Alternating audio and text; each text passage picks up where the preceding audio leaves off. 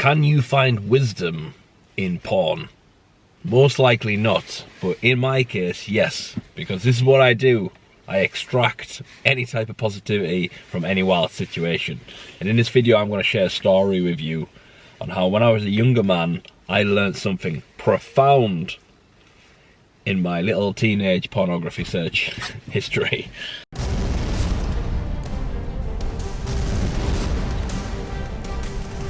So, welcome back to Tyson's Alchemy, bit of a different one for you. I've been wondering if I should share this story or not, and I thought, fuck it, you know, it's content, it's quite funny, and it's quite profound. So, when I was, well, first off, let me set the preface here, right? Okay, I'm two generations.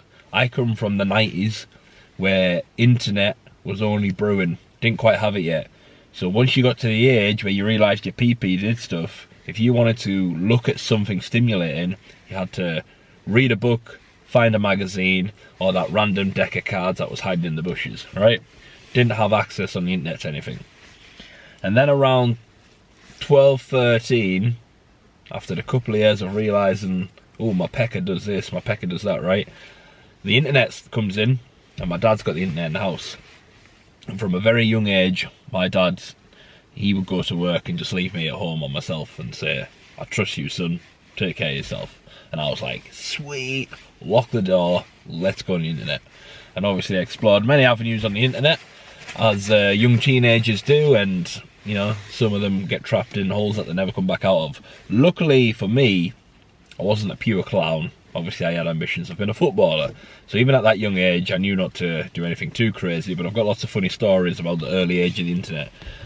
But after realising you can download and stream stuff online, there was a website called LimeWire. I don't know if any young G's watching this know what that is, but you could download music, films, and what I realised is you could also download and watch pornography, which obviously as a young 12, 13-year-old boy was like amazing at the time. It was like, wow, it was like finding treasure.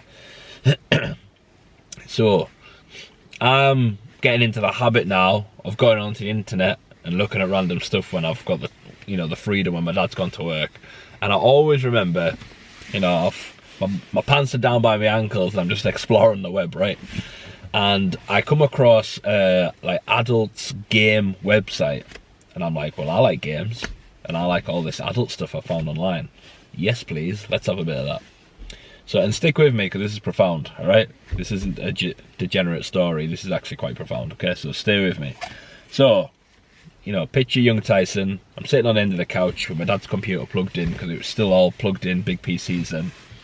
And obviously, pants around the ankles. I'm ready to go. If I find anything exciting, I'm ready to go. Yeah, boy. And I've clicked on this gaming website. It's adult games, so you get to be a character and fuck that bitch. You get to be a demon and fuck that bitch. You get to, well, you know, whatever, random adult themed sex games, right? So I'm like, hey, this is fun. Hey, this is fun. Like, living my best life as a young 12, 13-year-old lad. And I come across this game, you know, after playing nearly them all.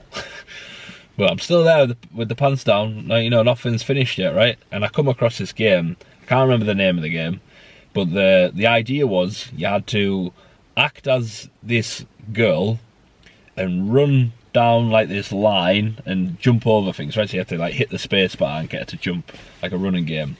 Basically just dodging stuff, you know, like a normal game. But if you slowed down and tried to dodge all the things coming, a shadow would come and catch you. So basically to make sure that you keep going. So I don't know if you know where I'm going with this yet. But I'm having fun playing the game, right? And this is kind of cool.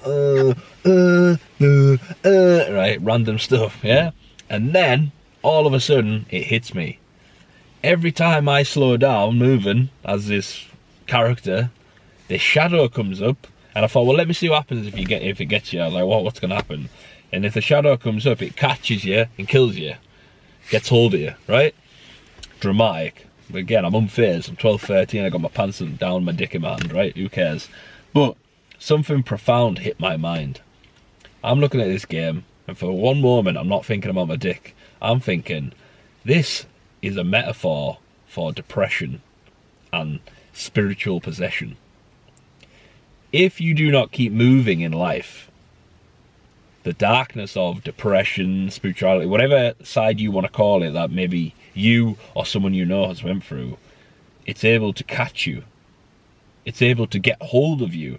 I firmly believe that things like depression and anxiety, they only take hold and grab people when they stop moving, when they stop chasing their purpose or doing anything with their life. Now, I remember having this moment, looking at it. I think it's because, you know, my mum, as I've spoken about in previous videos, always struggled with depression, and a lot of people in my family have.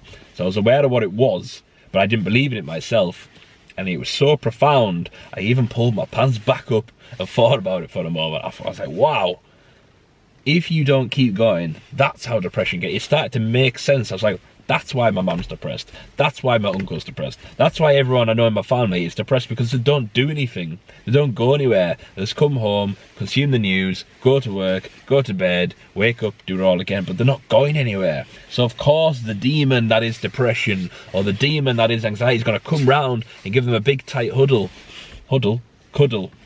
and give them a warm embrace and say, come here, thank you. Life demands that you keep moving forward and you keep trying to make progress. You try to live life. You've been given this gift of life.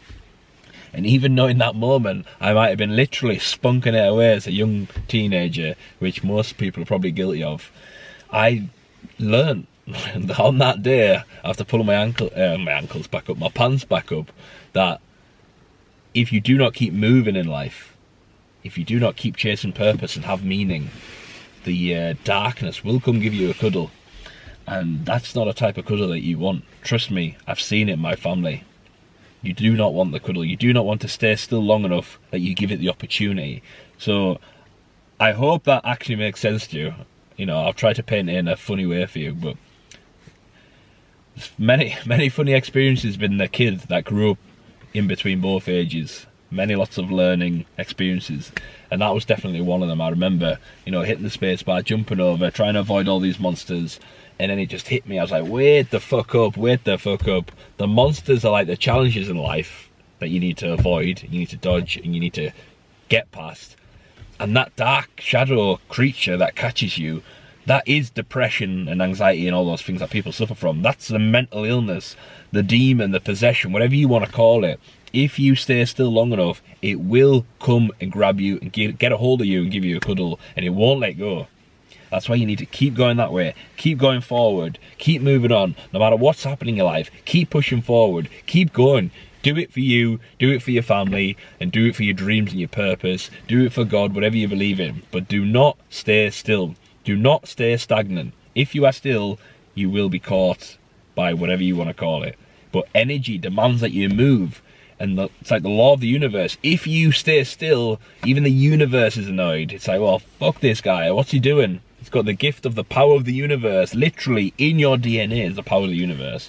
And you're just staying still, or giving up, or taking too long off the lock-in and the grind. Okay? So, don't be watching pornography if you can help it. But if you're young G, you're probably not going to take that advice. But go look at my energy videos and how to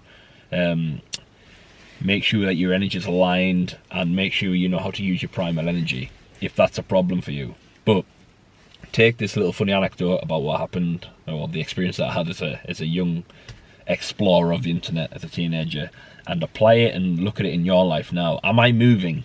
Am I moving forward with speed that nothing can ever catch me? No sadness, doubt, loneliness, or any fucking demons or anything like that. Nothing's gonna catch me, because I am blistering forward. I am sailing forward at 100 miles per hour, enjoying my life, living my life, the ups, the downs. It's all meant to be, and I'm the fucking hero of my story. Are you living your life on full mode, or are you slowing down and giving the demons and the darkness a chance to catch you? I say, fuck the darkness, fuck the demons. You've got this, and remember, self-hypnosis is the key.